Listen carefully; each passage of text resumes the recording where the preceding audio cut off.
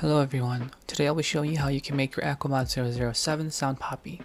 For this mod you will need popsicle sticks, painter's tape, PE foam, and or foam pads. You should also keep in mind the keycaps you are using. Different keycaps will produce a different sound signature. This is due to the size, shape, and material of the keycaps. For this video I will show some sounds from a cherry style keycap set and an XDA keycap set. You should remove the knob first before you unscrew the case screws. If this is your first time opening the case, it will be extra hard to remove the knob due to the sticky putty holding the knob to the connector. Since this isn't my first time opening the case, I removed the sticky putty from the knob connector already. You want to unscrew the 6 screws on the back that's holding the case together. The screws in the back are hex screws, I believe, so if you don't have the screw bit for it, you'll need to get one. I do prefer the more traditional Phillips head screws, since more people only have Phillips head screwdrivers. Once you get all the screws off, you can remove the top part of the case by pushing down on the PCB/plate gently. For my keyboard, I decided to focus more on the sound than the flex of the keyboard. For the foam gaskets, I decided to place them on the sides and top of the keyboard only. This is done based on my own personal preference. You can place as many or as few wherever you want. Next, you want to unscrew the screws on the back of the PCB, holding the PCB to the PCB plate. Once you finish this, you can remove the PCB from the plate and take out the foam.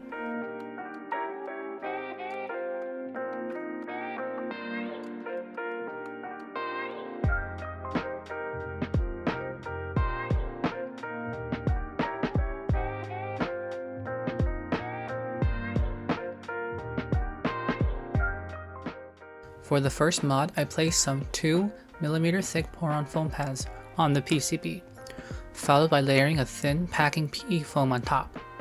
You can also just use the pour-on pads by themselves or the PE foam by themselves. If you decide to use both, make sure that the PE foam is the thin kind, and the pour-on pad is no thicker than 2mm. If you line up the PE foam and pour-on pad, the PE foam should not be thicker than the pour-on pad.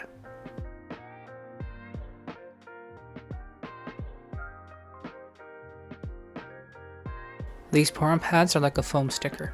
You want to align the foam pads outline with the switch holes and sockets. If you're a little off, it's okay since the switch will pierce through it. The most important part of aligning the foam pads are that you line up the stem hole or the biggest hole properly.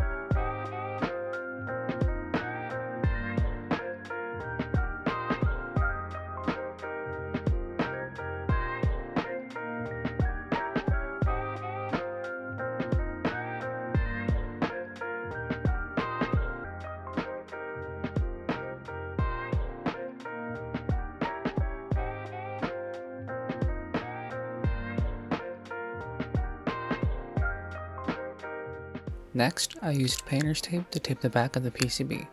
I added 2 layers of painter's tape onto the back of the PCB.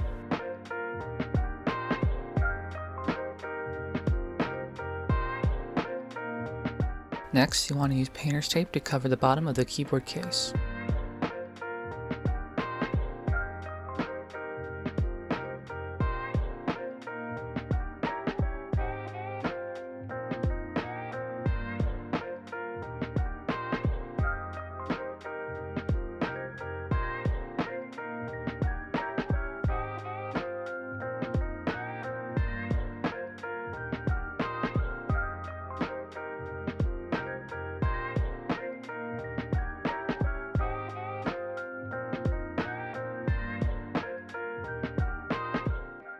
Finally, you use popsicle sticks to line the bottom of the keyboard case. Additionally, you could add a layer of thin PE foam if you want a more muted sound.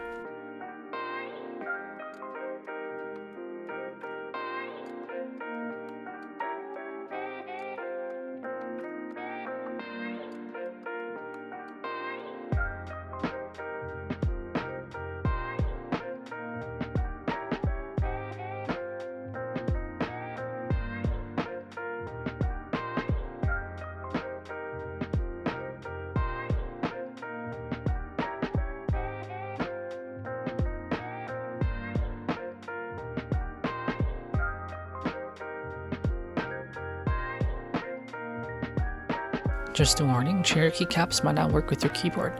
Since this keyboard has north-facing LEDs, only some switches with long stems will work with Cherry Keycaps. The switch that I use is called a green tea switch. I plan to do a more in-depth review of this Franken switch soon, so stick around.